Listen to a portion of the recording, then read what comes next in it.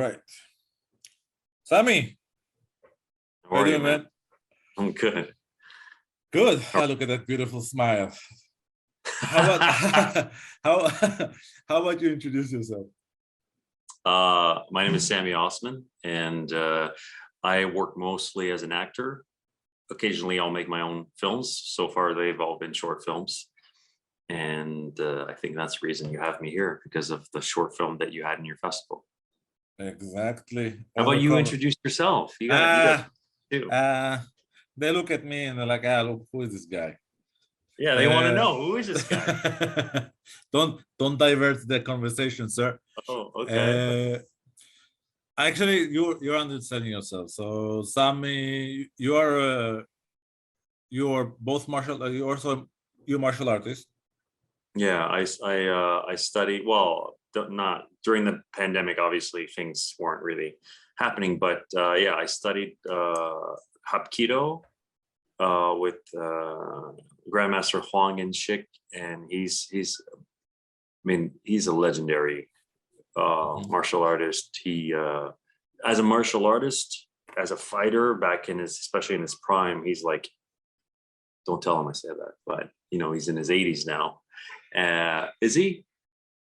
I think he's turning 80 this. No, I think he's turned 80. Um, and he was like an amazing fighter. He was known to be a fighter, but he also got, because of his skill and his renown, he sort of got picked up back then by Sammo Hong and Golden Harvest Film Production, and Oh he started wow! making films with them. And he did films with like Angela Mao, and eventually, um, back then Jackie Chan was like, he wasn't really Jackie Chan, right? So eventually, when Jackie Chan got some success and became a movie star, a martial art movie star, Master Huang had retired by then, but Jackie Chan brought him back, and he did a couple films with Jackie Chan, Dragon Lord, Young Master. He did the film with Bruce Lee as well, and he was anyway. So he's like, Wow! he's not only like a legit martial artist fighter, but he also broke into martial art films, and he's done films like he's Korean, so he's done in films in Korea and Hong Kong cinema, and I'm so lucky that I found him. So, um but so I that also, yeah, no, no, go on. I just want to say, like, even though I say, yeah, you could say I'm a martial artist, but I feel like because of him and the other students that have been there for even longer, and I feel like I'm like still a beginner, even though I started studying there like over a decade ago. Like, I just feel like I'm like, I don't know, man, like I'm not like those guys, I'm not at that level. um but sure, you can Well, see. it's like that saying: you pick up a camera and you imagine your a movie in your head. You're a director. The level of directing the skill is one thing, but being a director, it's like it's a Yeah, good art and bad art. They're all art, but the skill level has to go up, right? yeah, So I yeah, understand. that's amazing that you have such a. So was the foundation to performing came from that, or did it came from something else? I don't know where it came from. I wasn't really encouraged to do artistic things when I was younger. It was more like the practical stuff, like go to school, get good grades, get a good job. You know, my dad, he never got to practice um, medicine here in Canada, but he was a doctor in his country. Was never able to practice here, but he really, I have a younger brother, and we were really pushed to kind of like focus on studies. Of course, he wanted us to be doctors, and that we eventually shifted our focus to, when we got a little older, to computer science, because my brother and I, we played video games a lot as kids. Our favorite things was like video games and playing outside, and Mhm. sometimes like play fighting and stuff. And he we found out that we like video games, and we found out if we can make your own you can make your own video games if you study computer science and you learn programming. And our neighbor was a programmer, he was a consultant, and so now we wanted to be study computer science. So we did that, we both did the same thing.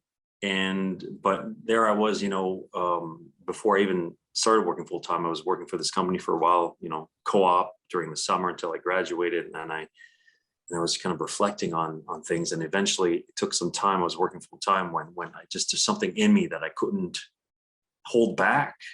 And I was like, I didn't know what it was at first, but eventually, because I was like, my life is over. I've done everything I'm supposed to do. Here I am. I'm going to be Monday to Friday, 9 to 5, 3 weeks, 4 weeks vacation, whatever, until I'm retired. Like, that's it. Life is done. You know what I mean? Life is not over. I'm exaggerating, but I know.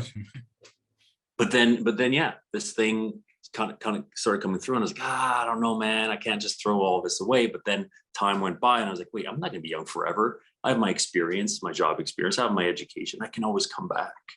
So that's when I kind of like stopped ignoring what was there and started exploring it. Started like going online.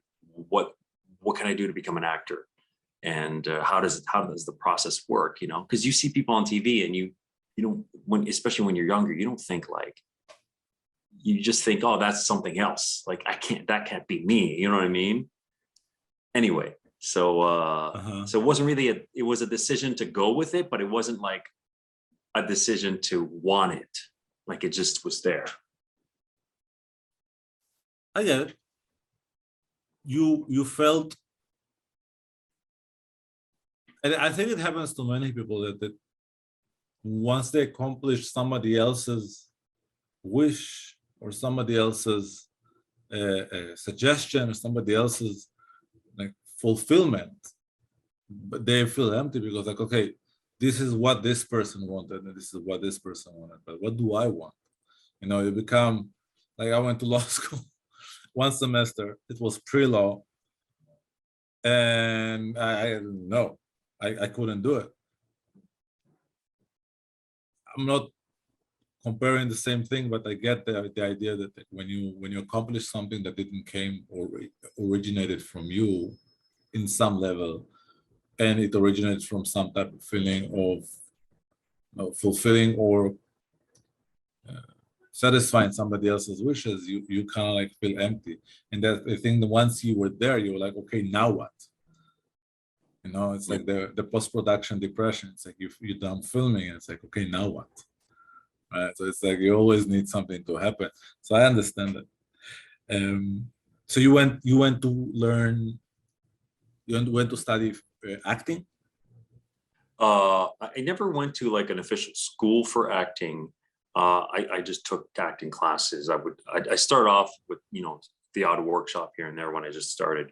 I also in the Ottawa, I was in the Ottawa area, Ottawa Gatineau. Okay. And over there, it's not like Toronto is like way better for acting in terms of education and classes and studios. So it's when I came to Toronto where I really kind of got a little, I guess you could say, when I got more serious. Not that I wasn't serious when I started, but I kind of realized I would go back and forth. I would sometimes drive for 10 hours in a day just to go to an audition and come back. And I don't know how I did it, man. I don't know. But I just had to do what I had to do. And now it's like a world of self-paced, man. If I had started acting today's world, oh my God, I would have saved myself so much trouble. But because now it's like I could have like lived there kept living there and just come here for work. But at the same time, the thing about being in Toronto is you're in it. You know what I mean? Toronto is not necessarily a film city, but it is one of the biggest film industries in North America. And as a result, there's a lot of different classes. There's improv schools, there's acting studios. So I remember thinking, you know what, if I want to keep doing this, I have to move. I have to do it. I can't just stay here. I have to do it. So eventually I did make the move after a couple of years, maybe after 3 years or so after kind of starting. And yeah, but I wouldn't say that I was miserable. I wouldn't say that I didn't have any choice whatsoever, because I did in the end pick computer science and programming, and I was good at it, and my mind was able to I could wrap my mind around programming. Like I had a skill for it, and it does kind of kind of fill you in, I don't know what word I'm looking for, an expression, but it does do something to you, like in a sense that it wasn't completely like, oh my God, this is my soul is like, I'm thinking of all these expressions, but they're not. Gratifying. It was gratifying enough, but not. It wasn't. There was something to it that was kind of okay. This is it. Sorry about the noise. This is getting me to a certain degree, but in another part, something was missing. This is great in a way, but it's also something's missing. But I did like the problem solving aspect of it, especially when it came to like bug fixes or like creating something new and how am I going to do it, or bug fixing bugs was like, okay, detective work. Okay, what's happening here? What's happening there? Okay, this is not it. Maybe it's here. There's something to that. And just being proficient and like your fingers, like you're exerting your will and you don't even think about like what your fingers are doing. They're just doing it and you're just there and you're just going through the code, and there's something about that. You can almost get in the zone when you're doing that, but still, regardless, just something's missing. And for me, I think that creative expression was not encouraged. Like I had something in me, but it wasn't encouraged. And it's just not, maybe, I mean, I don't know what your upbringing was, but I know you didn't have a typical Western upbringing, right? So I don't know what sort of, I don't know if you understand, but I think a lot of people with, foreign parents from certain parts of the world will get that. It's like, you're not encouraged to pursue any artistic endeavors. And of course there's exceptions. What is artistic endeavor? What are you talking about? What is this? Go back to law school. What are you talking about? What is this? Yeah, What movie? pretty much, right? You want to be a movie maker? Oh, what is this? Oh, later. What you play? I know. So yeah, I didn't even go there. I didn't even to really try. I could just feel that I couldn't. That it was not something that I was encouraged to do. I think it was once I had that full-time job that I graduated, then that's when I approached the subject. I remember my dad was watching TV. I think he's watching like, I don't know, older movies will play on TV and stuff. And he's watching, I think, Lethal Weapon. It was like Danny Glover and Mel Gibson or something. I was like, what if I was, one of those guys? Like that was my way of like just testing the waters a little bit. What if I was? He'd be like, it'd be nice. And I was like, you have no idea what you just said right now, because like half a year or a few months later, I was like, I looked into it. I want to get into acting. I can always do this. I can always come back. And they were generally not excited about it, but they weren't like, what the hell are you doing with your life? They were kind of like, okay, I mean, you obviously I put a lot of thought into it.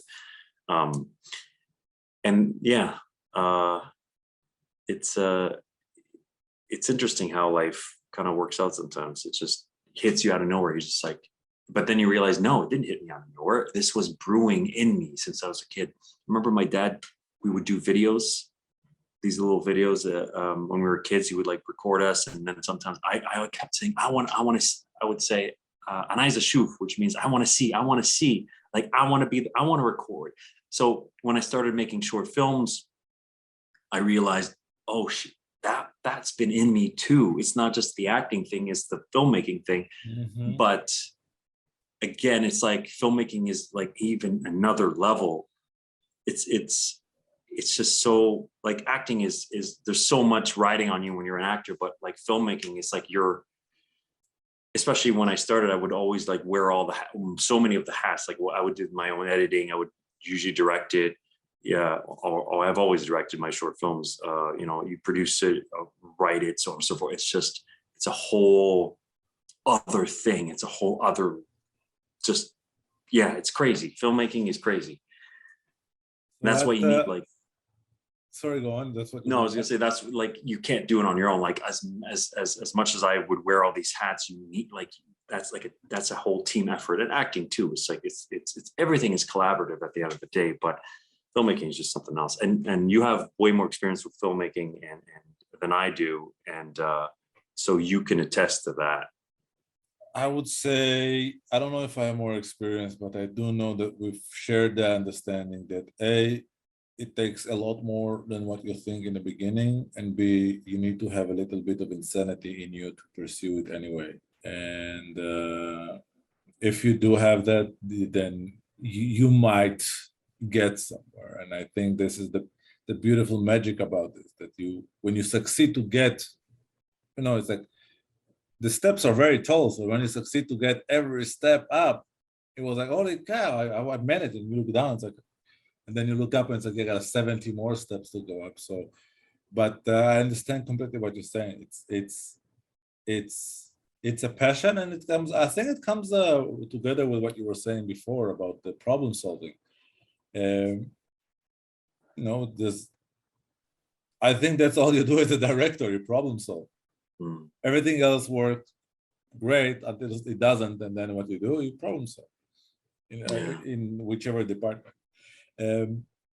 What I want to ask you is, how did you get to action though? It sounds like you have a very, I mean, besides the Lethal Weapon mentioned there, it sounds that is it something that you're interested? Did you stumble upon it? Were you always wanted to action? Is it something that you do with somebody else? Like, well, how do you end up doing action? Like the short film that you made over cover, which was awesome, by the way. Thank you. Like, how did you end up doing it? Okay, so, well, that also comes from when I was a kid. My father would rent these martial art films because he was into action. He was into martial art movies.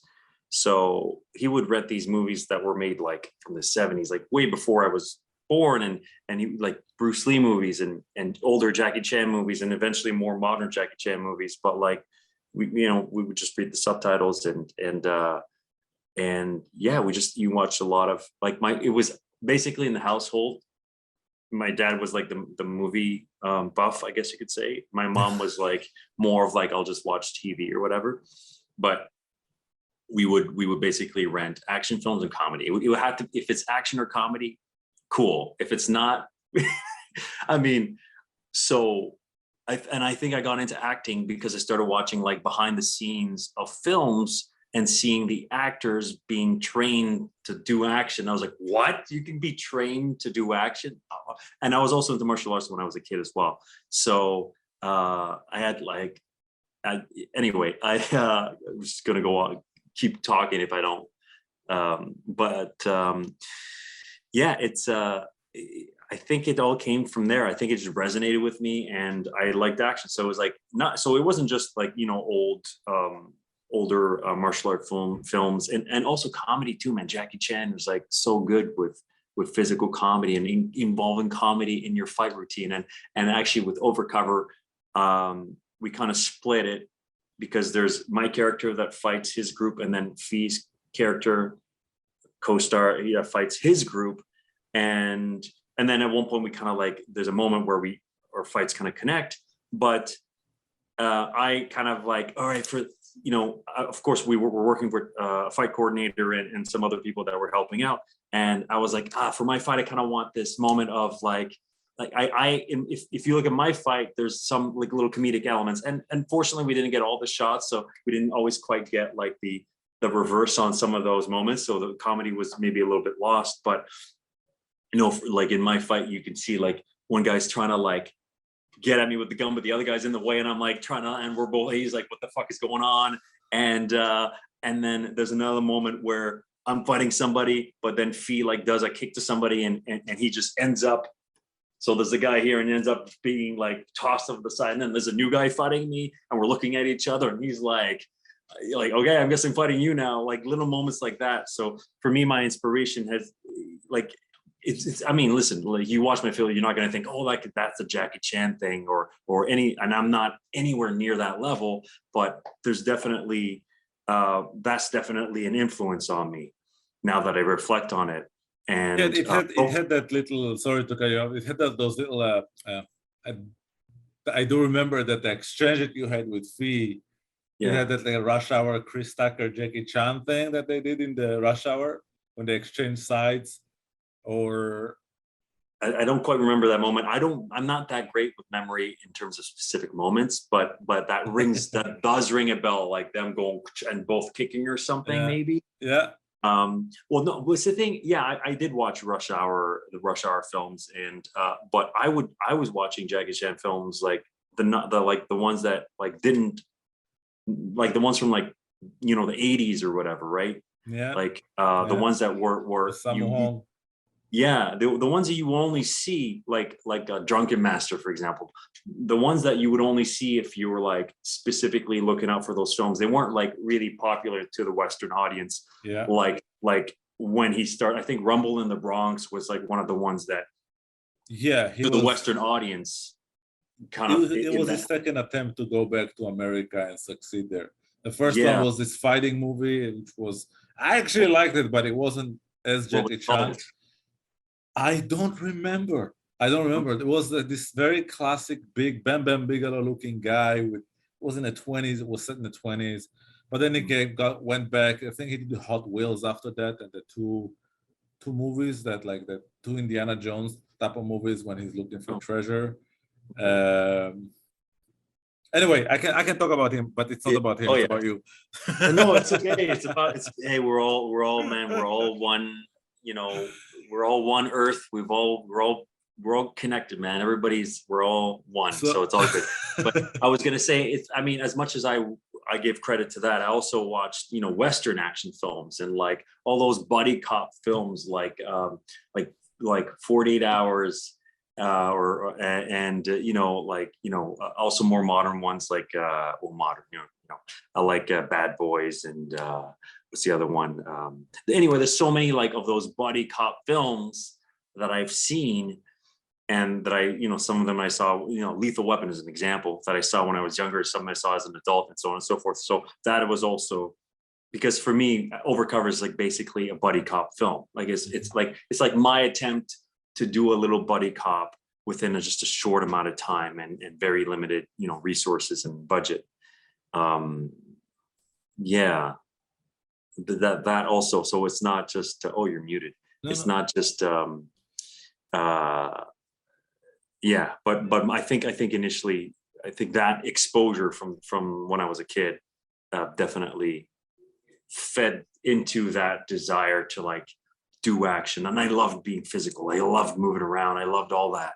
Um, although I wasn't really encouraged to. My father didn't really want me to play team sports. Like I wanted to join all these teams. It was like we lived outside the city too, so it would be like a lot of work for him to drive us if we were part of these teams. But Yeah, he also was like he didn't want us to get injured, and so I had to like make do, you know, in other ways. But yeah, it's yeah, it's been in me since I was like, man, I would play around with toy guns and it'd be like clearing corners in the house, you know, I would just like and try to and in a sense, not just from watching it, you know, of course you'd see it in movies, and in movies it's not always the most accurate, but I would, you know, I would try to just realistically, like if there's a situation, somebody's in that room, like how would I go around? Like it was all happening like subconsciously, but like it's like I was teaching myself to like clear corners, like clear a room with not be drawn and all that, just because it's like, and I had like nunchucks. I had, you know, I would like almost force my younger brother to like sword fight with like sticks with me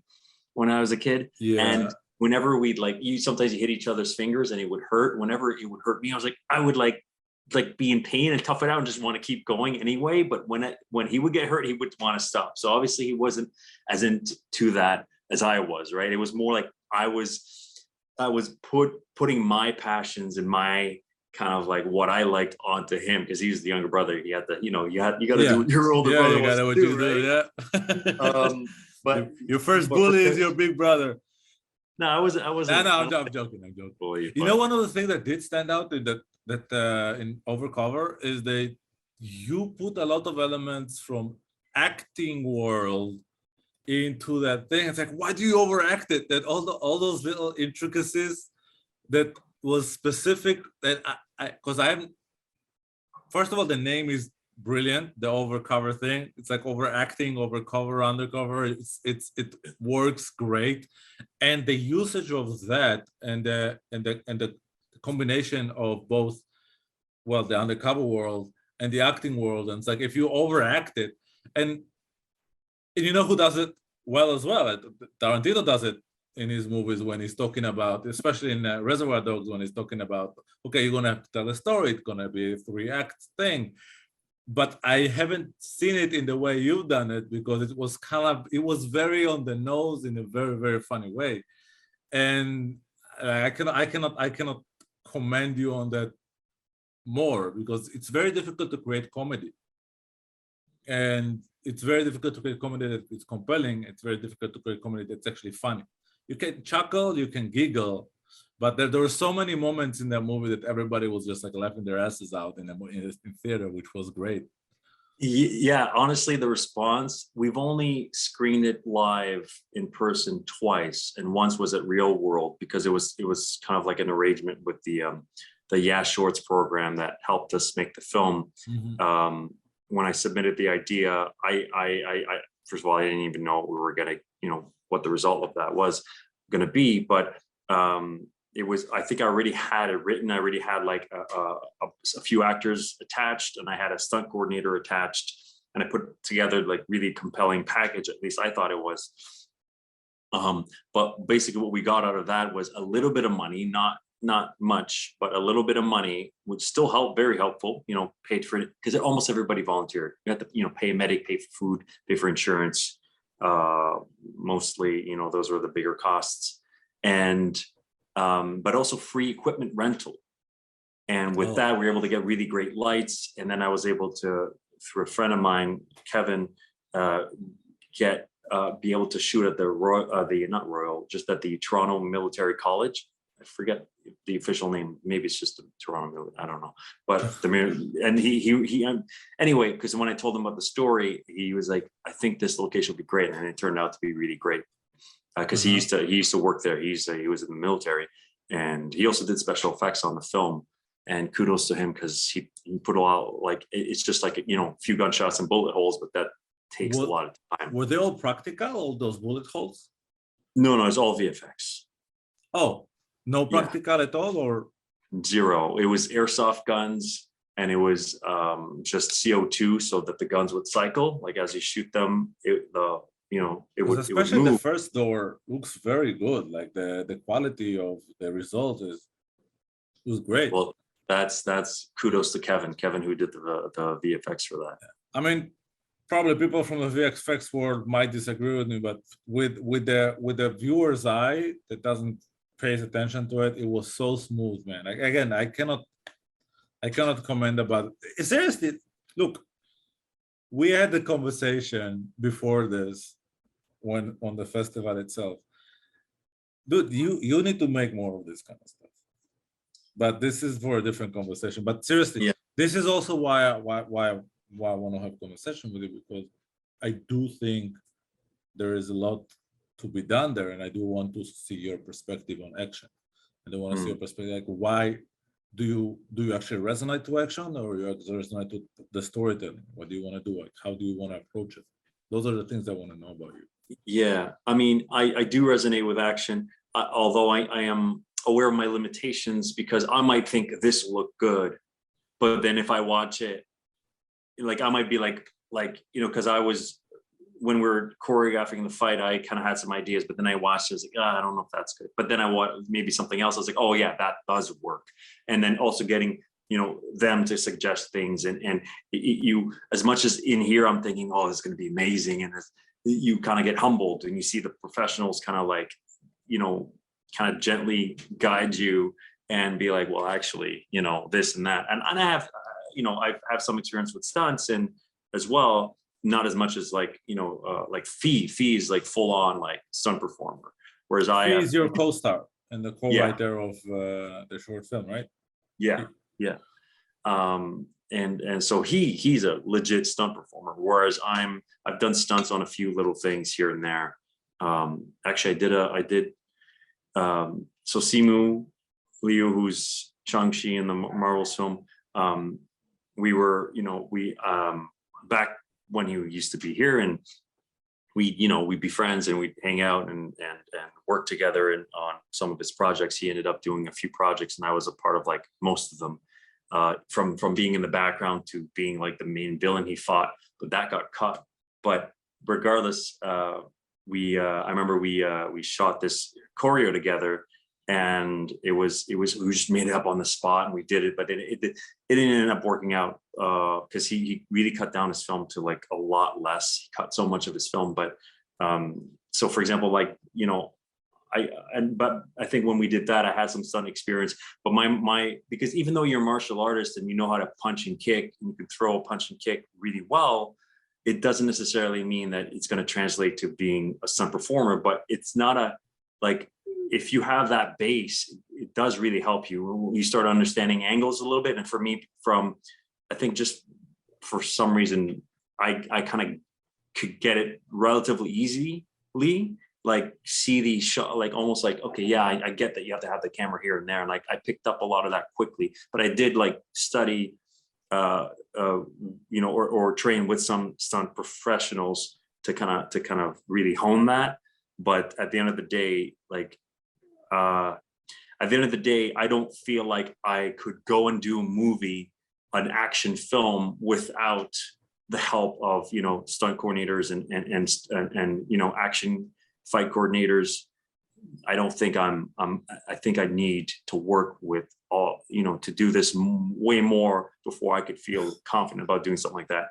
And comedy, I don't know why, but most of my ideas are comedic. So comedy kind of comes to me, but at the same time, comedy is like, it's tough, like you say, but not everybody's going to be on the same page with you. So yes, the second screening, so I'm kind of looping around now, but the second screening at your festival, the laughs and the response was like great. Like, to me, it was like, what? Like, if people, how are they liking this so much? Like, the laughs were just, there was way more, I wouldn't say way more laughs, but there was more laughs at that festival than at the other festival. And when the first screen, I was like, yeah, it did really well, like, but that's a particular audience and that's a section of the audience. Not everybody's laughing. So I'm aware that even though, like, I still meant when I watch my film, I don't think it's funny. When I was editing the film, when I was shooting the film, I didn't think it was funny because I spent so much time writing it. So in terms of writing it, the story and the general idea is mostly came, I don't want to say came from me. I want to say came to me, because I feel like ideas just come to you. So I hashed out the idea, and Fee kind of came in and I would say, okay, what about here? Like, what do you think you would say? And so he would, like, the line about, because Fee's Asian, so the line about like Asians being good fighters, a stereotype, like that came from him. The whole reaction to the fart and having a burrito with pinto beans, like, I would never write that. So a lot, like, these little moments came from him. But yeah, my ideas are very, generally speaking, they're very comedic. But again, everybody's different with comedy. Everybody's got their own sense of humor, and I guess you could say, because I spent so much time writing and revisiting and another draft, to me, when I first wrote it, it was funny. But then when I got to shooting it, it wasn't funny anymore. When I got to editing it, I spent maybe 100 to 200 hours in editing, and I don't know how many, but because I'm not a professional editor either, and I was wearing all these hats, but it's not like I could afford. We didn't have the budget, to pay anybody for anything, really. So everybody that worked was volunteer, and I'm not going to ask somebody to edit a film. That editing is the most time-consuming part, and is the most grueling part, but it's where it comes together. And because I feel like I have a really strong attention to detail. I feel like I'm a good editor, but it just takes me so long because I'd have to really spend time to train and learn all the shortcuts and do all of that, instead of just kind of like knowing some shortcuts and kind of have an idea. I would really have to spend time to become very efficient at it. And even if I was, it'd still take hours and hours and hours and hours. But I don't forget what we were. I was asking you about the experience with the comedy element, right, of the film, and how successfully was executed. And I actually understand what you're talking about, because you, especially if you edit your own stuff, you learn, you tend to dislike it more and more and more and more, because all you'll see Is is the flaws. It's like, ah, shit, I would have done this better. Oh shit, I should have tried. All the shoulda, coulda, woulda comes up in the editing, and you kind of miss the ball. And that's like, again, throughout time, at least for myself, I cannot disconnect with that emotionally. So thank God there are other people that can edit better than I can. So please do so. I can fix, I can say what I want, but I don't want to edit it. Yeah. But you still end up watching it so many times. But that's very universal. However, again, it's very, very difficult to make people laugh. It's very difficult to make people laugh. It's very, very, it's like, I think it's one of the hardest things to do in film is to make people laugh. And that's something that you're short way more than succeeded, and that's why I really want you to do more, especially if it comes to action. I'm gonna keep pushing to that. Yeah. I'm gonna keep pushing. You know to what? that. If you can, if I think this, well, I haven't really. I did make a short. It wasn't comedic at all, but I did make a short during the pandemic. But it was like just me and like two camera, like my phone and a video camera, and it was just very. It was almost like very like performance driven. It was almost like a monologue. But since the pandemic, like I've always made my stuff for like very little to no money, and I've never made any money from any of the things that I've done. I've never even tried to make money from the things that I've done. I've always Overcover was like the first time I've actually submitted to festivals, but we submitted to like 5 festivals. We barely submitted it. Thankfully, we got into, you know, maybe half of the ones that we submitted to, but I just want to make it and share it. I don't want to ask anybody for any money. I just want to do it just to share it. But if I were to do a film again, especially during, you know, now where there's all these additional costs involved, and just because it's tough to like be a part of. It's tough to like, if you watch Overcover and you look at the credits, like my name is all over the place, and I wish it wasn't, or I would not want that in the future. Like I would want to have a team. I would want to have somebody that helps me with funding. Like I don't want to like ask everybody to volunteer. I want to be able to like, you know, in a way, I feel like by paying somebody, you're showing your appreciation, even though everybody that volunteered agreed to volunteer, and you know, a lot of them were happy to do it, and I'm so grateful for them. And even in the credit sequence, everybody that's on screen, I give everybody a name. There's no like thug number 1, thug number 2, bad guy number. No, it's everybody. Like I was like, okay, everybody gets a name. The credit sequence showcases all the, even though you're just just a stunt performer, I think everybody's so important. And that doesn't have any dialogue. You're still there. You're still there in the credits, that your face was there, your name, your character's name. Like I kind of designed this like inspired a little bit by Tarantino, and it's been some similar things have been done in the credit sequences, but like Kill Bill, where you see, you know, you see a clip of that character and you see the names, and yeah, I want to like be like, you know what, you guys came out, everyone worked so hard, you know, here's money, you deserve it, you know. But since I'm not making money, I can't give money away, right? And I'm not in a financial position to just do it. So if I had like a team with me, have funding, if I had you know, then I'd be way more compelled to continue creating films, especially now after, you know, the pandemic just increases all these costs. Do you find that it's because it's actually, I mean, it's actually it's funny that you mentioned, because everybody wants to do, but not many people want to play. What do you mean by play? Like, so just like one of the biggest advice I received when I was in film school in Israel, when I wasn't high on weed or hashish during my schooling years, I got this advice, like no matter what, just play. Just take the camera, play. Take the light, just play. Take the thing, just play. And it's funny that you're saying, because you can hear and you can see that you're passionate, you're driven, you have all. It's very difficult to find people that want to play with you, that want to participate in that with you. So that's one thing that is challenging. And the second thing is it's even more challenging in terms of the action, because again, everybody wants to do, nobody wants to play. Playing around doesn't mean results. Playing around means practice. Playing around means fun. Playing around means just like, let's just do it. Who cares? Who cares? And I completely understand. There's a certain element of payoff that you can provide. It doesn't necessarily have to be monetary. One of the best thing is the ability to play around, because what you learn in the editing room, for example, is probably priceless to what anybody else would have learned in any film school. In any film school.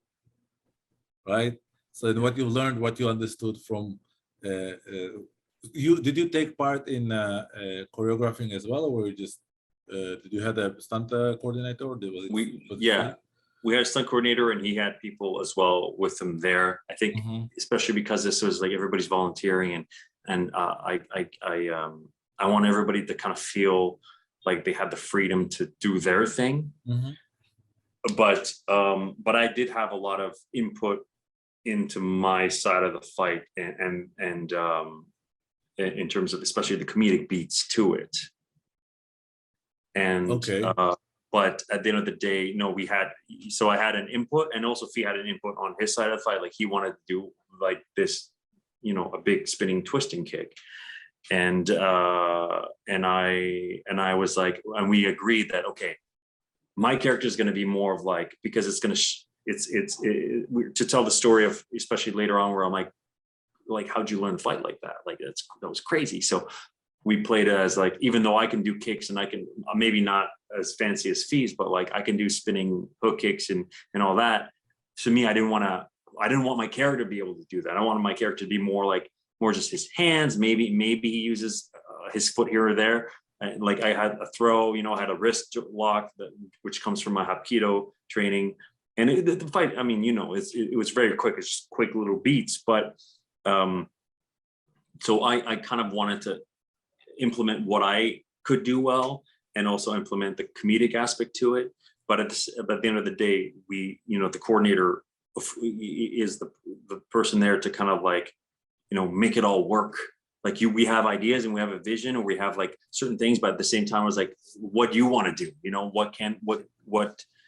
So it was very much a collaborative effort, but also they, indispensable. Like we couldn't have done the film without Dan and his team, Oh, 100%.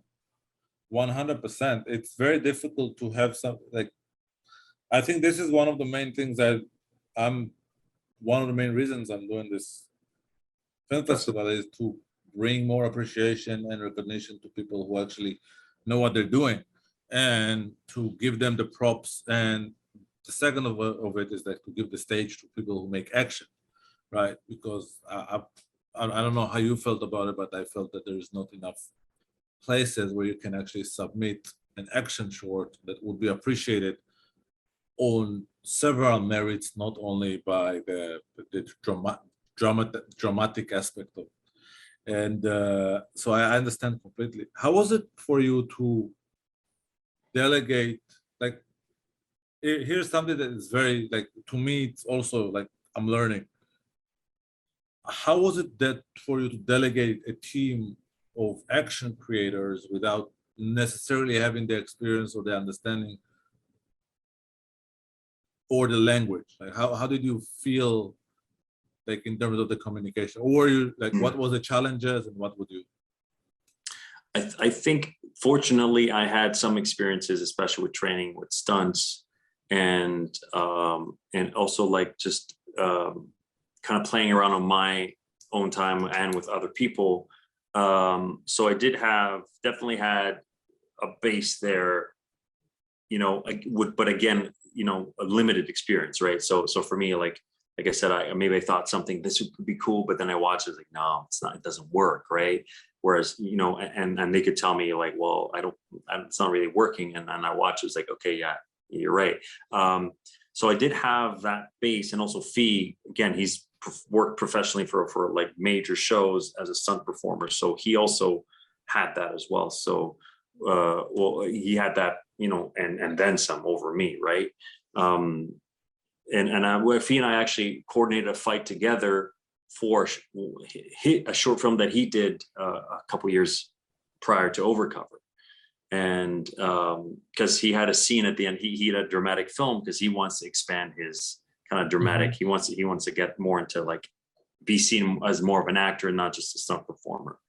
And whereas I would love to do more action, although like, you know, I could do, you know, great work with, you know, dramatic stuff potentially, but I also love action. I would love to do more of it.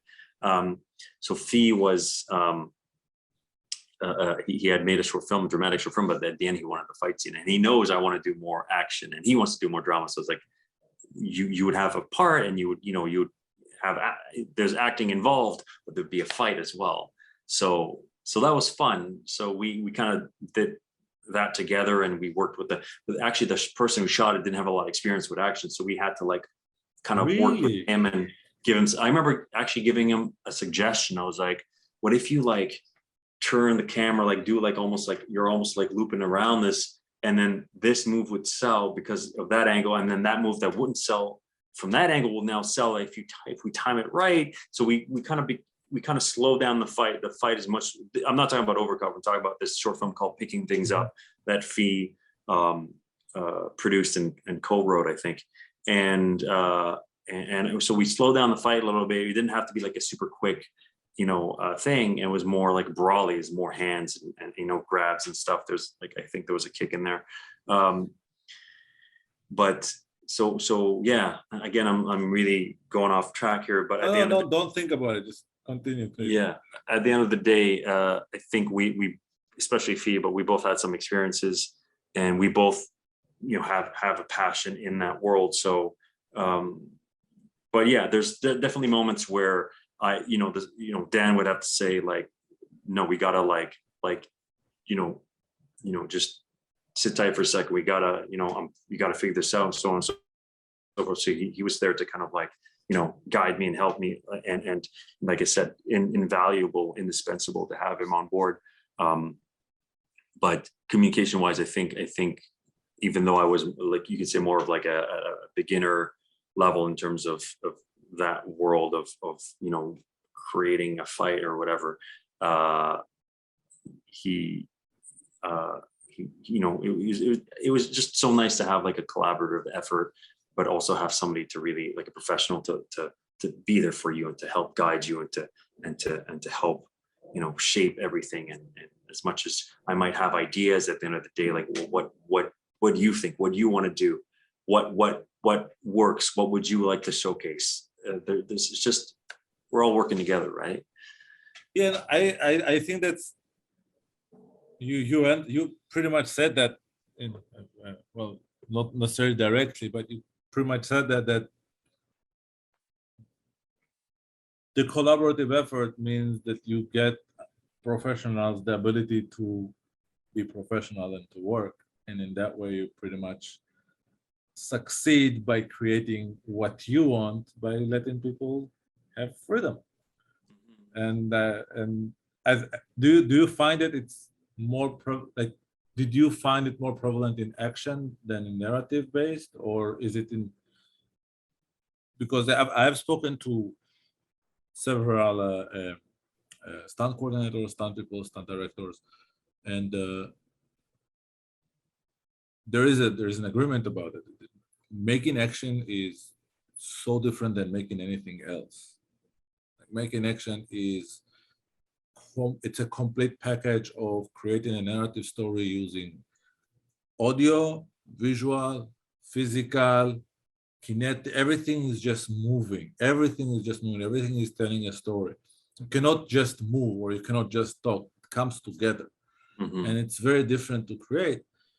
And from hearing from what you're saying, and I think that's the best attitude to have. It was a collaboration between people and the understanding to allow yourself to delegate, because like for me, for example, it's I'm sometimes very I'm like, this is what I want, give me this. Yeah.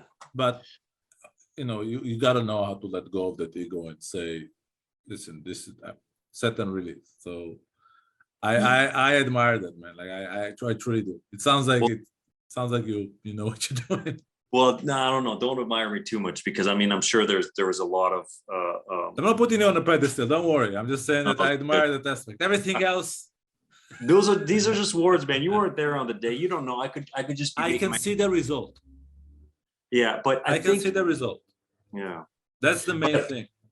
but like, it's definitely a learning experience. And I think, listen, if you're going to ask a bunch of people to volunteer, and maybe this is a good thing, that you have to understand, you have to, like, in a sense, respect their time. And there's like, I feel bad.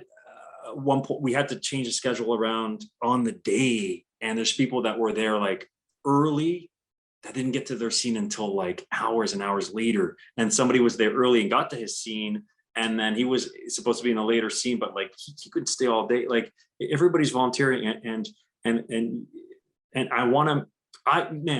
when I started acting, I was in the Ottawa area. I did so many of these independent films, like films that never saw the light of day, films that you're not going to find it on like IMDb or whatever. I did all these independent films and never got paid anything. None of them were union. Some of them were film students. Most of them were not that great, because people are just kind of starting. There's a couple of them that, like, there's one guy that ended up doing he went back to his country and ended up he's doing well there as a director, but it's just, I think because I've been there so much, where I've volunteered my time and I've seen things done not so great. I've seen where things kind of needed more leadership and direction. I've seen where things were, wow, this is really great. I've seen so many examples. And then also being on, when I started, I wasn't on that many professional sets, but when I first started, I did a bit of background work. And I got to see kind of like how things are, on a professional, somewhat of a big budget set was like. And I don't know like when I started doing that, but I think that came after I had done already a few independent films, because I'm going to get into acting. I don't have any experience. I have nothing. I just have my whatever's in me that wants to come out. And all right, this is what you got to do. You do these films, build yourself a resume. You get an agent, they submit you. You do audition, they like you, they can hire you, in like very, very simplistic terms, right? So I just found all these websites, applied to all these like breakdowns, just myself, all these like non-union independent films, and just started like auditioning and without taking any classes. I don't think I didn't have any training back then. Let's just try it. Let's just go for it. So having been in those situations, if I could go back, and I can't, but next time, I guess I don't really like that expression because you can't go back, but like next time I would be even more diligent, just to make sure everybody feels like,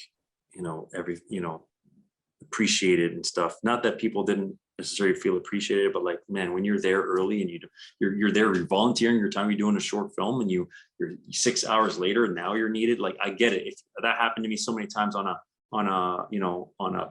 big movie or show set or whatever, but like you're getting paid like to sit there. It's like how much can you complain? But everybody's volunteering their time. They're not there to wait around and sit around. They're there to like do their thing, right? So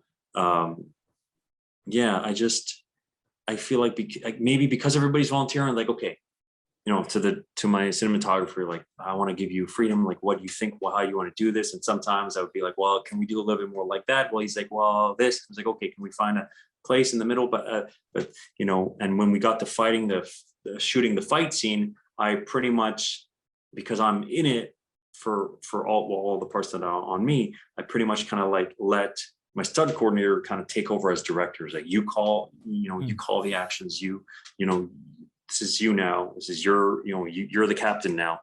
And work it with, you and the kind of the cinematographer can kind of work together and you know, figure things out. And of course I'm there too, but I kind of wanted to give them some free reign as much as possible. And again, man, when people are volunteering their time, it's like, I've done stuff where I volunteered and I felt so unappreciated, right? And Yeah. I'm thinking to myself, I don't fucking have to be here. Like, I'm here, you know, and I don't, some people act like they're doing you a favor by allowing you to volunteer for the, like, I don't know. I just felt like I was so thankful. I remember Kevin and I were the first people there because my call time was officially like, I don't know what it was, like, let's say 7 or something. Kevin and I were there like an hour and a half before that. I didn't want anyone to know, like, I'm going to be there so early because we had to go and set up the place. There's all this stuff we had to move. So we're there moving stuff. And then people start rolling in and stuff. And then after it was over, actually Dan kind of stayed stunt coordinator. He stayed and he helped like load stuff back, and he didn't have to. But I was so appreciative. And Kevin and I were, again, when everybody was gone, we had to wrap things around, put stuff back in. And then I went home and it was so late. I think we, you know, it was like, I don't know what time, something in the morning, like 1, 2, 3 a.m. I don't know. Came home and I'm writing an email, right? I could go to sleep. I want to sleep. I'm exhausted. It's been a whirlwind for the past few days. The shoot was crazy. Such a long day, and I feel bad that it was such a long day because everybody's volunteering. But I wrote like an email, and I think every single person by name, it was like, said something about every single person before I went to bed, because I was just so appreciative of everybody coming together and volunteering. And I feel like if this would have been something where I have a budget, everybody's getting paid, would I have had more, let's say, of an attitude of, well, I'm paying you to do this, do what I want you to do? You know what I mean? Would I have had that? I don't know. I'm not saying that, yes, because of money, I would be more firm about what I want. But I feel like at the end of the day, regardless of who's, you know, you're paying who, whatever, I feel like you still got to recognize that people, you know, yes, they're taking money to do something, but they're still like their own person. They want to express themselves, how they express themselves through their art, whether it's fighting, you know, choreography, actions, or you know, whether it's you know, cinematography, whatever it is, you know, production design, the countless, you know, everybody's so important. Even like, you know, PAs, everybody's so important. So I think regardless of volunteering or not, I think I would hope that I would be as open as I was, or maybe even more open. Maybe, you know, I've learned from that experience to be even more open to what other people want to do. But at the same time, I've also learned it is still, as a director, still your vision, and you still have to, you can't just be like, oh, I want to make a movie. Okay, you know, can you write something like this? Oh yeah, sure. And then just, yeah, you do whatever, everybody do whatever you want. And so it's like, you're kind of like, you're not really, you're just, what are you just like a figurehead that, you know, You're not like, really directing if you're doing that. right? So it does, you do, like, you can't just not, oh, I'm not going to do anything. Like, you obviously have to have, you know, a plan, you know, go in with you know, but also be flexible to, you know, your team around you, and also maybe be flexible with whatever's going to happen on the day. But you do have to, you do have to have some sort of plan, some sort of vision, because otherwise it's not gonna necessarily work. Because at the end of the day, the director kind of is maybe the tie-in of all these elements, is like maybe like the glue. Because I think the director's like the glue, maybe, because It's some people might say the captain, some people might say, but I feel like you're what, in a way, not necessarily, because I mean, I don't know. it is. What It is. I have a metaphor for you. You know, Okay. those when you do a star, like the star thing on the phone, you know, you have so that star thing is like several lines, right? And every line has one point and a second point, right? But in the middle, there is a point that all lines go through. Right. Yeah. Every line is an export on its own, but it goes through that line to make sure it ends up on the other side properly. Mhm. That middle point is the director. Right? You might not end up in the other edges, but they both go through you in order to make sure they go through you. So you are the glue. That is Yeah. a correct way to describe it. You have to be the glue. And I mean, people don't like hearing this, but sets are not democracy. A set is not a democratic regime. It's a dictatorship. Where I mean, it's not necessarily a dictatorship in the sense of like I'm going to make you do what I want, but it's a dictatorship instead of like, in terms of there is a vision. There's a okay. It's a sheep. It's a sheep. I wouldn't say it's a democracy. Yeah. It's a sheep, and the sheep has a captain. Yeah. He has to steer. Sorry about that. Toronto has a loud motorcycle apparently. Okay. It happens. Anyway, I understand what you're saying, and it's. I think it's very it's one of the most important things to learn is how to both be like very firm with what you want, but at the same time be able to allow other people to work. So the balance between delegation and control, I guess. Yeah. Yeah. I mean, maybe we would use different words, and maybe we would also see it a little bit differently because everybody's different. But I think it's like, you're working with an actor, say, and that actor really believes that this character should express themselves in this way, and you're no, just forget about that, just do that. Like, let's say something like this, right? And I'm not saying one is right and one is wrong. I'm not saying necessarily the actor is right or the director's right or whatever, but because there is a vision and all that. But at the same time, it's like, you got to let people do their art, you know what I mean? To express themselves. As long as it contributes to your vision.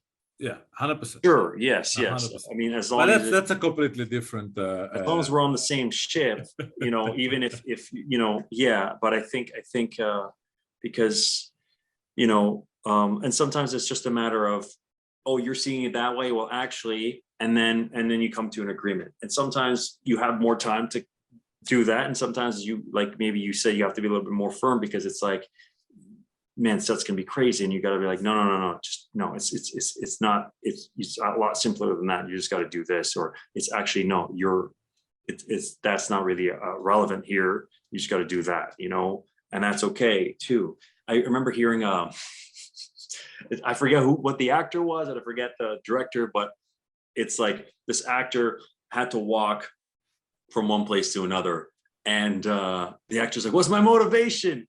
And the director's like, "Come here and I'll tell you," and roll camera. And then the actor just, had to walk. You know what I mean? It's like, I mean, I don't know if I would do that. I'll be like, kind of tell them why they're walking over him potentially, but maybe you're working with somebody that's like tries to put on realistic amount of thought on something so basic, because sometimes you can overcomplicate things, because, man, like, if you're that character going through this, you weren't like, if you look at yourself or look at other people living their lives and behaving in the world, and sometimes you think like, how often do I like try to plan or think or do all these things that actors are, not all studios and not all teaching modalities encourage this overcomplicated thing, but some people will, and there is maybe some of it is valid, because at the end of the day, I don't have to think about, oh, where did I come from? What's my past like? No, it's all there. I don't have to think about it. So there is something, said. I don't know why I veered off into acting, because my background is mostly acting, but I think at the end of the day, I don't know if I'd call it a dictatorship, and I don't know, like, firm in a sense, maybe yes, sometimes, but I think at the end of the day, we all gotta, like, yes, there's a vision, but I think as much as possible to communicate and to try to make sure you're all on the same page or as early on as possible. And that's not always possible. Like, I've been on shows where you just show up and maybe you're lucky you get involved in the table read. If you know, especially if you're a smaller character, you probably won't be, but sometimes you know you're involved in a table read, and maybe, but even the table read, you're just mostly reading it. You're not really like necessarily, unless again you have a larger part, but like you can just show up on set and kind of like have an idea, and then they have a different idea, and then you just got to resolve it right then and there. But if you're in a, you know, in an environment where you can and with your, maybe your leads, you can have a clear picture, everybody's on the same page right before you even get to shooting, that's ideal, because then you're on the same page. And if maybe you have questions, it doesn't necessarily mean you won't have discussions or questions on the day as it arises. But if you know, I think that could prevent maybe certain, you know, issues. Like for Overcover, I talked to all the actors and went through every actor. I went through their section, you know, whatever they had to do. So with Fee in person, we were like working. I remember like, you know, okay, for here, you know, at the very beginning of the scene, maybe this is a spoiler if you haven't seen the film. I don't expect everybody to see this film, but like, I really like encourage them. You gotta be like, what's up, motherfuckers? Like, you really gotta go for it. You can't like half-asses. This is the whole point of the film, that you're overdoing something because you feel like you should behave that way because of the people that you're seeing in front of you. And you have this misconception of like, you know, you just gotta go for it. Like, you're just completely reading things wrong and you think that you need to do this. You really gotta commit. So working with them on these moments, but everybody else had like, you know, this you know, a little bit smaller parts, and I, you know, had conversations with all of them, and we went through it all with all of them, so everybody's kind of clear on what we're doing. And some of them, a couple actors were, you know, more like Fareed, who's in the film, who I think so lucky to have him. I'm lucky to have everybody, but like Fareed's doing pretty well for himself right now, and he's like great with comedy. I've seen him host like events. I've seen him, you know, perform. I've seen him on you know, clips of shows and TV and stuff. And Fareed gets comedy. So he said, I like to improvise a little bit. And then so we went through, and I was like, well, what are you thinking in terms of improvising? Like, where do you think? He's like, well, maybe here and there. I was like, okay, cool. And and we just kind of like ran it a little bit, and I was like, okay, I think it's sitting in the right place. And another actor, Amanda, she also writes her own stuff, and she also like had ideas as well, and for her kind of section at the end, and she had a bit of a like improvised kind of beat that she and Samora got to do. And I think about Samora won a CSA. Free's doing really well. Like Amanda has, you know, did her own show. She's now writing. You know, it's anyway. Derek just who played the boss guy. He just booked something that I actually auditioned for. So it's really cool to see. Going off on a tangent here, but it's really cool to see everybody kind of like doing well. And yeah, I don't even know how we started that bit of the conversation, but I think at the end of the day, I think really like as much as the more you see it as a collaboration, the better it's going to be.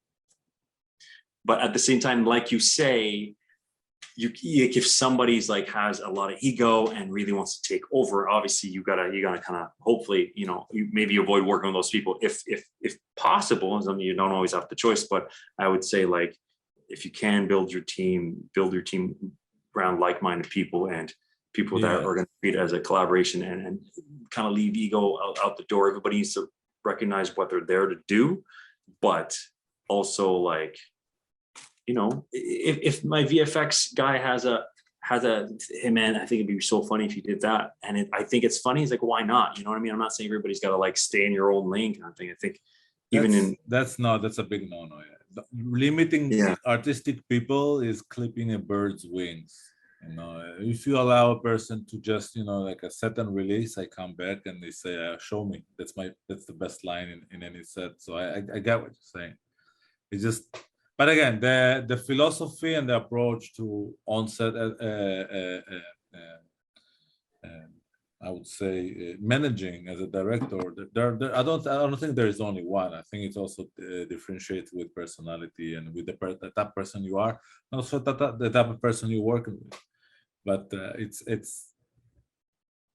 it's so much fun to listen to you talk about your team, man. I'm serious. Like it sounds like you found a group of individuals who are really, really passionate about the same thing you were, and you introduced a vision that was so coherent and so, I would say, coherent. I would say would be the best word.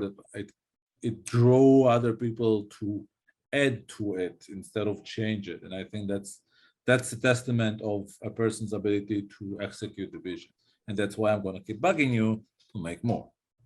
Well, I'm gonna bug you to help me get some funding. How's that? Okay, no problem. You give me the money, show me the money, and then All I'll right. make the projects. All right. All right. I Let's do the 4 questions then. All right, I got 4 questions to you. oh, okay. Good 4 questions. Okay. No, don't worry. They're not about your deepest fear. No. 4 questions. Favorite action film. Favorite action film? Favorite action film. Favorite action actor. Favorite action scene. And your favorite, most obscure, unknown action movie that you recommend other people to watch. I have nothing for you. Okay, let's see. I'm so bad with favorites. This is the issue that I have. For some reason, I don't necessarily have the best memory. I have vague recollections of really liking this, really liking that, or so on and so forth. But I'm not good with favorites, number one, and I'm not good with remembering specifics so much. I don't know. Maybe as a kid, I hit my head too much. But it sounds like a joke, but I'm not completely kidding. Now, okay, let's start with the one. Let's see if we can do like me, not necessarily favorite, but like memorable. How do we do all memorable? Favorite right now, or most memorable right now? Memorable. Let's just go memorable. What comes to you in the moment? So give me the. It is favorite action film. Favorite action film. Okay, well, I can't say favorite. I'll say memorable. Memorable action film. Okay. I don't know. I think the English name was, and it's not a favorite. It's just, I remember just one sequence in that film. I think it was Donnie Yen, and I think it's called The Lost Bladesman or something. He had this like, forget the name of the weapon. It's like wood, and then the end, it's like a big blade. There's a name to that.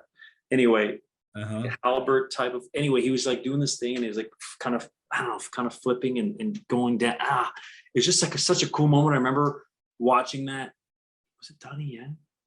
Watching that and like just watching it back again and again and again. Oh, another moment just came to me. Maybe this could be a memorable action moment. Tom Cruise did this like super simple move, but like, again, I forgot the movie, but he kind of went over this railing, and he kind of just, the way he just went over it and grabbed it and did this. I'm being so vague right now. I'm not answering your questions really well. But I remember like seeing that move, and it was like a simple move, but it was just like, to me, it was just such a cool little simple move that I like watched it over again. And actually, funny enough, now that I see, my mind is associated sometimes. It's like, everybody's minds really, but like one thing led to another.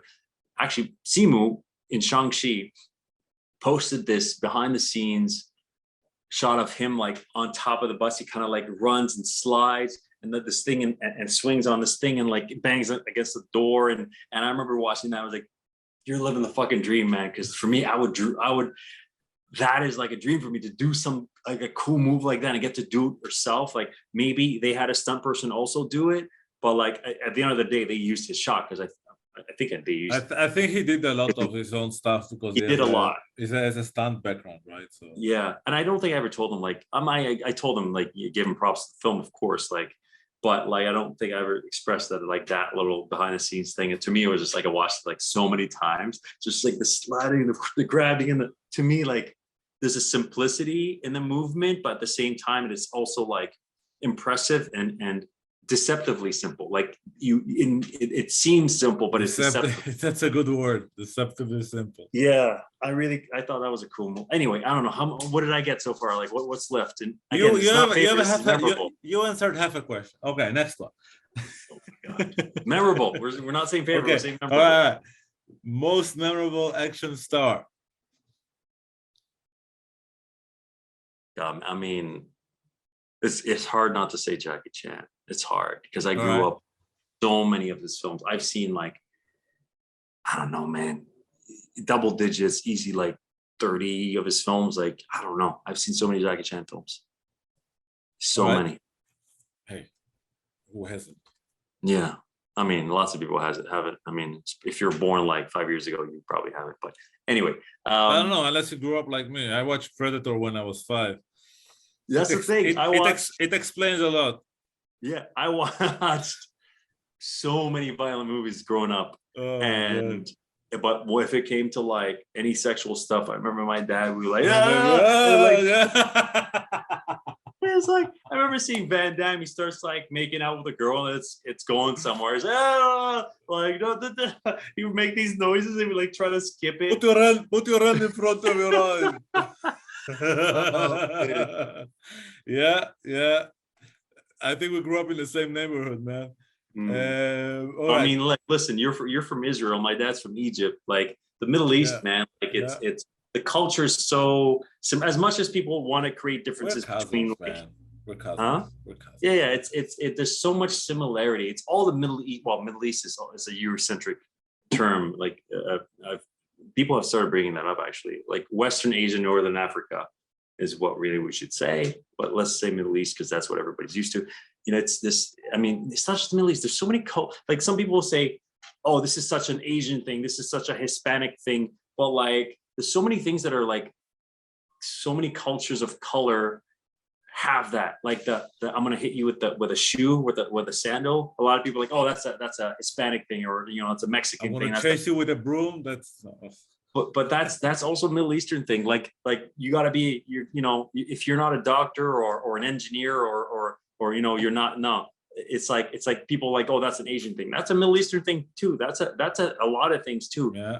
There's a lot of those cultures that and those cultures also have their their flaws and their downsides as well. Like we're all human beings. We're all flawed, and we're all gonna. There's tendencies in certain cultures, but at the end of the day, you can't really like say you're this or you're that. Like we're all influenced by our environment, whatever that environment is, and but we're just humans, and we're all fallible, and we're all capable of like beautiful things and terrible things, man. And it's all in us. It's all in each and every one of us. But anyway, I digress. Let's go to the next question. All right. So, favorite actions. Okay, most memorable. Sorry, not most. No, just okay. Just memorable. I'm a very definitive person, as you can see. Memorable action scene. Memorable action scene. Oh man, I just had so many flashes. Memorable action scene. It's tough, man. It's tough. I gotta pick something. Whatever comes first in your head. Boom. I mean, is there another one? Let's think on that one for a second. That's the last question. No, there's another one. Most memorable, obscure action film you can recommend others to watch. I don't know how obscure this is, but like this was like made before I was born, as far as I know. I think it was late 70s, early 80s, but a Jackie Chan movie called Drunken Master. And I think there may be like more than one. Like which again, one? The first or the second? That's the thing. I'd have to look it up. Is it against a guy with the long hair in the end, or is it against two guys in a warehouse in the end? Long guy with long hair? Are you talking about that's a Drunken Master? No, that's Drunken Master one. I can look it up right now and tell you. When his master kind of like scratches himself and gets like dirt, and then he covers the domino so he can win. No, I don't remember, but I think it's here, 1978. I think it's this one. Because I was like late 70s, early 80s, just before I was born. I think it's this one. Yeah. Man, I remember watching that movie. It was like Drunken. I was all about that movie. I thought it was so good. I thought Jackie Chan was so funny. Oh, yeah. I don't know how obscure that is. I mean, to the Western audience who doesn't really, because Yeah, because that, I mean, Dragon Master is just the English name, and it's all subtitled. I mean, it was probably dubbing, but I think we, Relative, yeah, that movie is obscure because it's an early stage of Jackie Chan's movies. Like it the first is. Dragon Master is, in terms of the choreography, it's still very Chinese theater based, very like sha sha sha sha sha sha Mhm. sha sha sha sha. And now then the Jackie Chan came and so it was like sha sha sha sha sha sha sha sha sha sha sha sha, and it was way faster, and the beats had way more movements and way more Mhm. fluidity than like that. It was the old. Yeah, It was very like both round, yet the finishes were very like this is the end of the movement. This is the end of the moment. And yes, then yes. the when it evolved, his motion became the whole motion, the contact, everything became more fluid. So I hit you, but I don't end the movement there. I hit you, and my hand continues moving, and Mm. you as well. And then anyway, I can My talk about it. yeah, my martial art teacher, Master Huang, when he was when he did a film with Jackie Chan, the first film, well, where he was like, I think he only did two, but there's one was called I just the Young Master, I Mhm. think, yeah, and Master Huang, my teacher, showcased a lot of like joint lock stuff, even like a pressure point thing. That if you watch the film, you're like, why is he in pain right now? But if you go to the school and you have Master Paul do that move to you, you understand why he was in pain and why it was a lot of pain. But oh man, uh, but I remember him talking about showcasing that part of Hapkido, the joint locks and the throws and some pressure points. All obviously strikes and kicks and so on. But then he went back and he did another movie with Jackie Chan because that movie was so successful. It had like one of the like a 20-minute fight scene at the end of the film. It was like one of the longest fight scenes in, you know, in for that genre.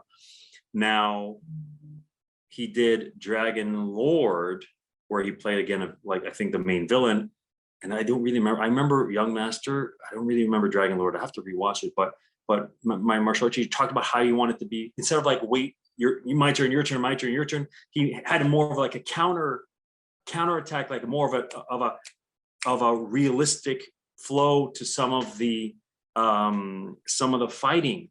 And I don't know if that was before or after what you talk about when Jackie Chan started adopting more of his own faster kind of pace style, because a lot of Jackie Chan is still, or for a long time, because I saw so many of his films, but like that, and then he drops that, he catches, it is very like it's like a tick tick, it's like you can almost like a drum beat, you know what I mean? Yeah, that's the Chinese circus style. Yeah, Which is funny because it's very different than Bruce Lee style that was like years before that, which was less movements in each beat, but more precision. So it's like ta ta ta ta ta yeah, ta ta ta yeah. ta It ta was ta ta. more like a couple of like quick motions, like boom, that's my move Yeah, here, boom, and it's more like Bruce Lee beating people up, less of a back and forth fight. Although there was that too, but like a lot of like it was just Bruce Lee beating people up. I mean, that's what I kind of, when I visualize it, that's what I'm kind of it's remembering. kind of But funny if you talk about it with a musician. Like it's almost the same. It's like you create like it's not the same, but there is a lot of similarity between music and choreography, right? You basically compose certain amount of movements, certain amount of beats. So if a bit of a music is like or so you basically build the choreography to the same thing. So it's kind of funny because some like stunt coordinators build their fighting sequences on certain type of music. So when you hear a music, you basically see something. So it's kind of like the music can be in a different beat, and then a different beat changes the whole concept of the fight itself. Anyway, it's interesting. It's very. I can go on until tomorrow about oh, of course, man, of course. Like we said, we were going to be half an hour, and thankfully, Yeah. I didn't have to. I was able to push something, so I didn't have that time limit. But like, yeah, All right, man. But it's yeah, we could, yeah, it's man, film incorporates so many arts are like combined into film, and it's incredible. It's an incredible medium, and aren't we blessed to live in a time where, you know, there's film, you know, and Yeah, and as long as there is appreciation to it properly, and that's, you know, and it's I not never easy. ended It's not easy to, sorry, it's not easy to create something, and it's not easy to create something good, and it's almost impossible to create something great in any genre. So, you know, or in any medium. So I think that yeah. Anyway, I don't know what I was trying to say there. I was trying to sound smart, and I should shot myself in the foot. It's okay, and you don't have to be smart. You know, we don't all have to be smart. Some people, no, you're. I just, yeah, I see what you're saying. I see what you're saying, and yeah, but I think, yeah, I have a hard time saying I'm a filmmaker because I've made a few films, because it's not.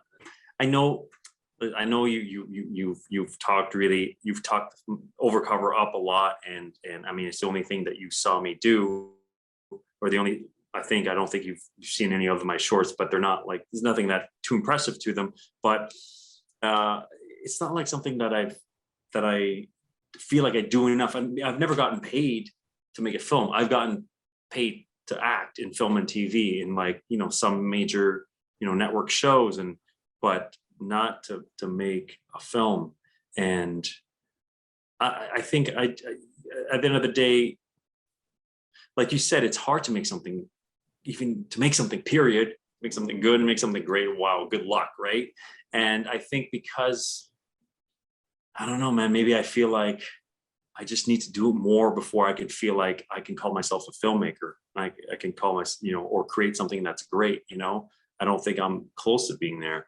Maybe I can get lucky, but and it's tough, man. It's tough. It's like, it's a whole other beast.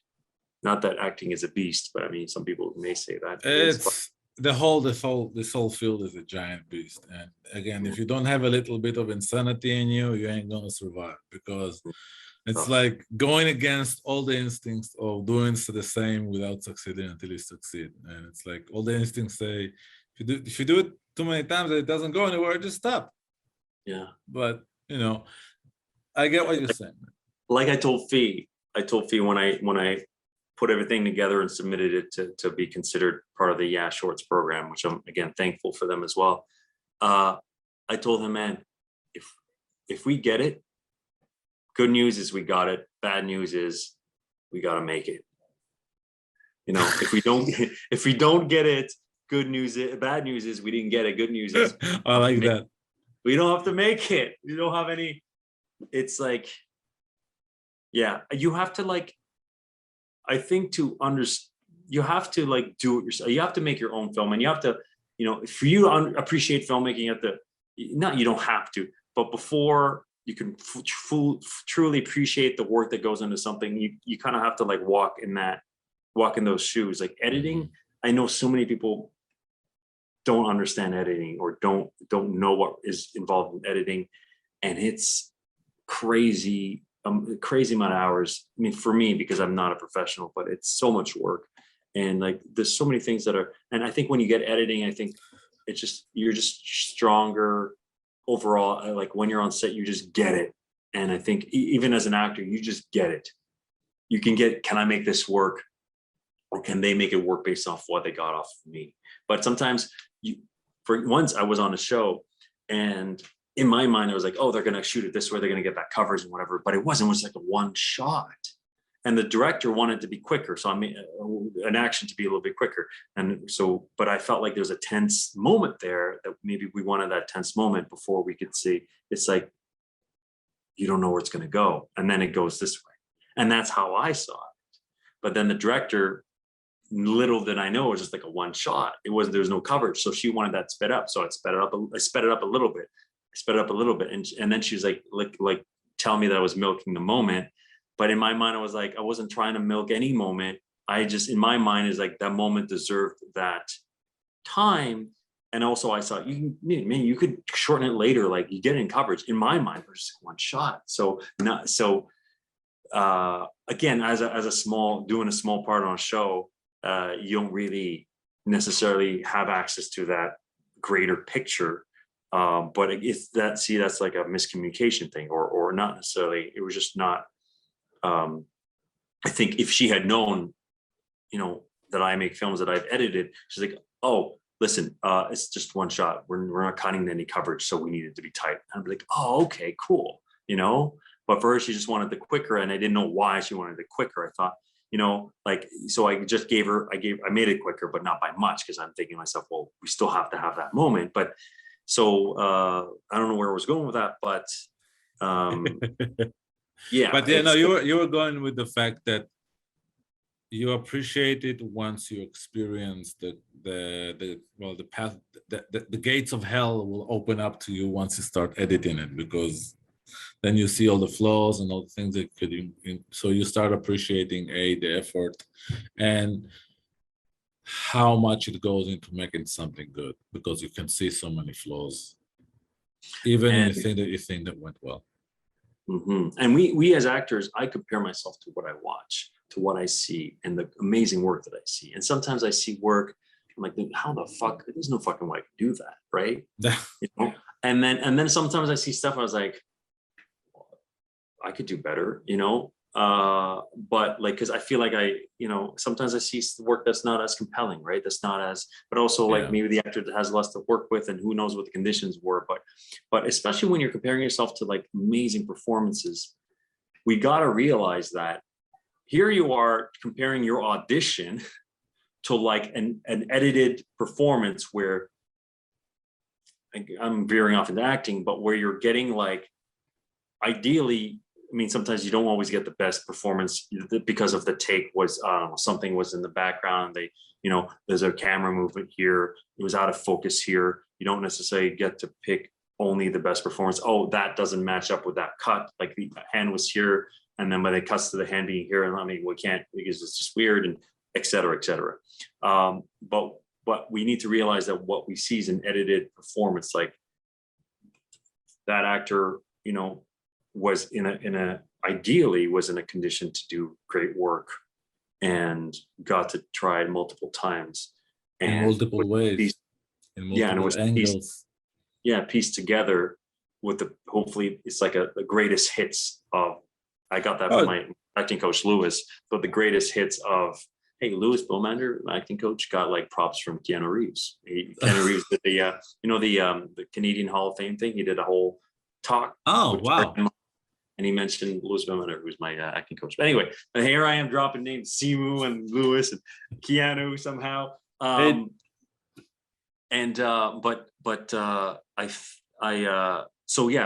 think also with filmmaking, it's like, again, like I watch Overcover, I'm like, I don't know, Overcover's all right, but because I'm comparing it to like what I've seen on TV.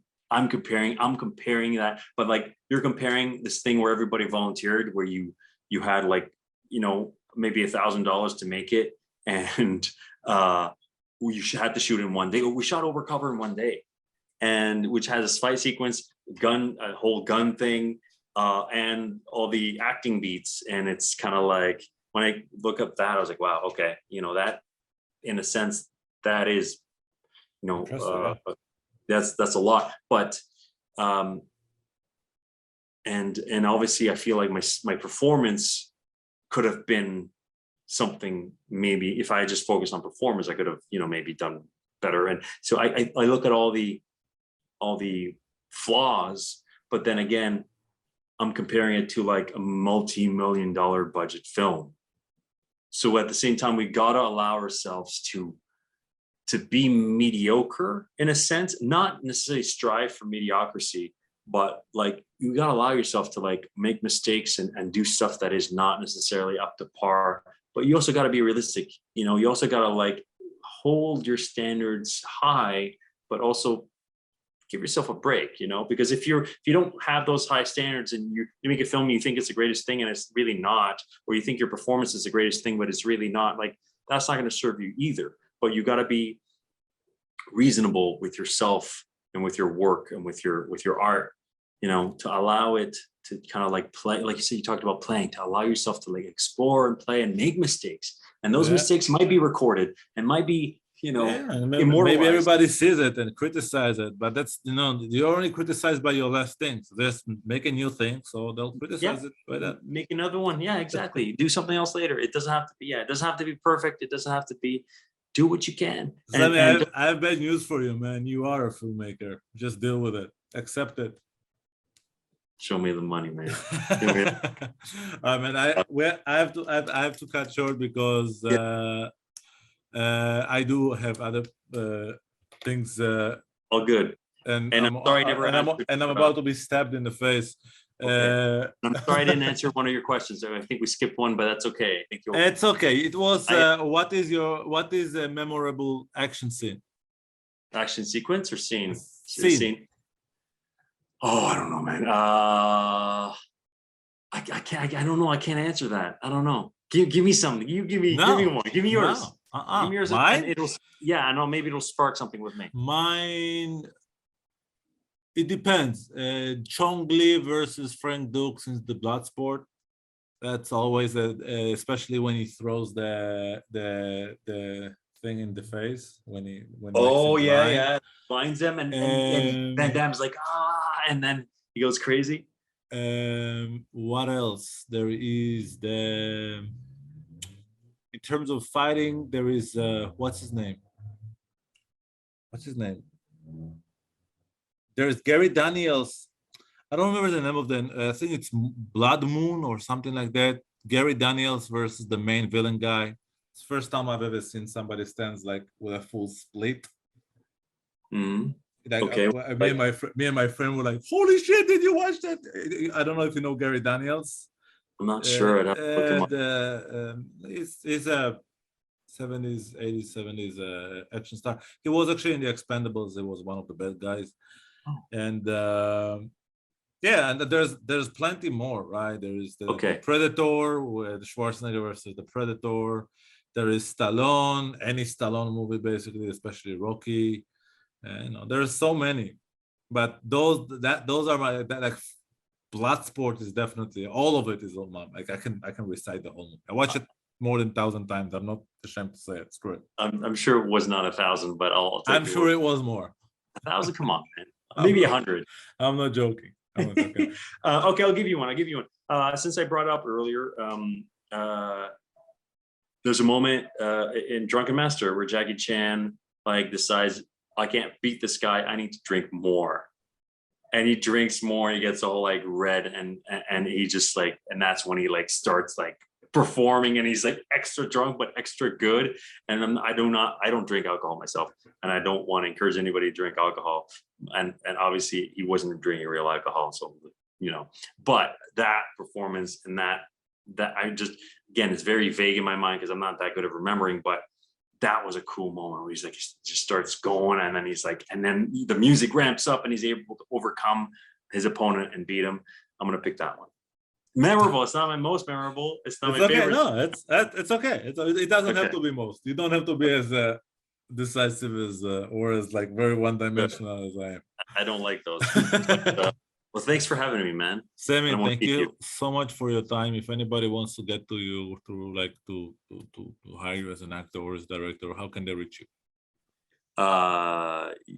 Just at Samy Osman, SAMY. Well, my name's there on Zoom, right? SAMY Osman. Instagram, Twitter, I have a Facebook page, Samy Osman page. I have a website, samyosman.com, but I don't really maintain it.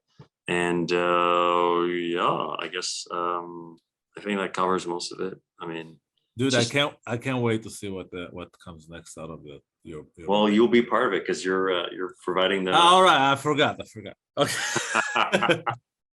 All right, man. Thank you so much for your time. I appreciate it. And this was fun.